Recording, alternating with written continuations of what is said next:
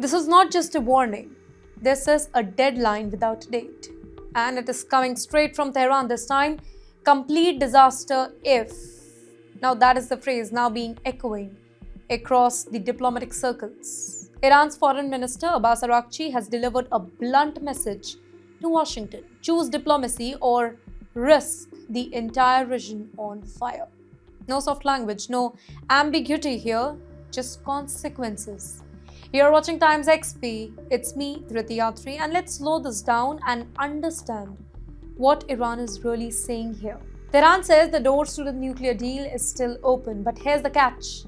Iran no longer trusts the United States. Now, from Tehran's point of view, past promises, they were broken, right? Agreements that were signed, they were abandoned, sanctions were lifted, then slammed back really hard. So now Iran's position is quite firm. No trust first, sanction first, and then talk. And then comes the real warning here. Iran's leadership says this very clearly and repeatedly. Any military strike would not stay limited if Iran is attacked. US bases across the Middle East are going to be attacked. Naval assets, regional allies, all would be pulled into the response. Now, this would not be retaliation, this would be expansion. A conflict that spills across border, and that too really fast. And wait, let's hear the Donald Trump story here. From Washington, the tone is very cautious.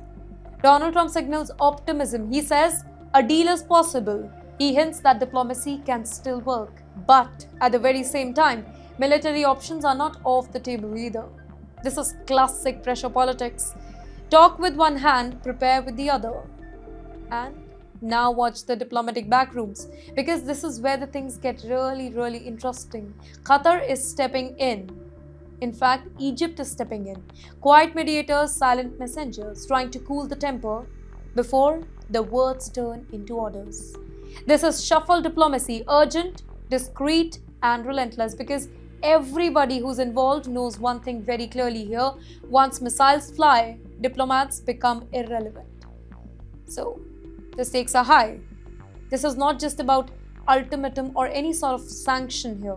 In fact, this is about control of the Middle East, oil routes and energy prices, global market, alliance credibility. One strike here does not stay local. It shakes the entire world. Fuel prices spike, markets panic, shipping lanes freeze, and all of a sudden, everybody in this world is involved. Then there is Iran's strategy, pressure without firing. Iran is doing something very calculated. It is talking tough, warning loudly, but leaving a little bit of space for a deal also. Now, this is deterrence through fear, a message designed to force hesitation, because hesitation can stop a war and it can also delay one. So the question is, where does this go next? Two paths now lie ahead. Path 1, a deal, sanction erased, trust rebuilt, slowly war is avoided. And the path 2, misreading.